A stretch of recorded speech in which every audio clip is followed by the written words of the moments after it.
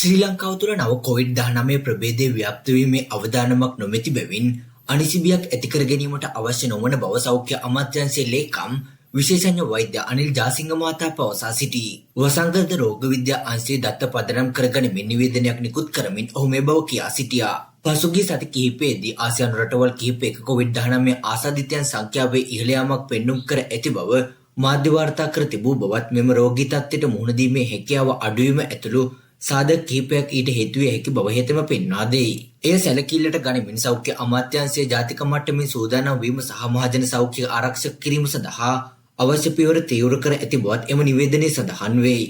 ඇතිවිය හැකි වසංගත තත්ත්වයට මුහුණ දීම සඳහා සෞඛ්‍ය අමාත්‍යාංශය විසින් රෝහල් පද්ධතිද සූදානම් කර තිබේ. කොවිඩ්-19 තත්ත්වයේ කාලයත් සමග සිදුවන වෙනස්කම් පිළිබඳ සෞඛ්‍ය බලධාරීන් අවධානය සිටින අතර ඔවුන් නිල වශයෙන් ලබා දෙන තොරතුරු කෙරෙහි පමණක් අවධානය යොමු කළ සෞඛ්‍ය හා ජනමාධ්‍ය අමාත්‍යාංශයේ ලේකම්වරයා මහජනතාවගෙන් ඉල්ලා සිටී.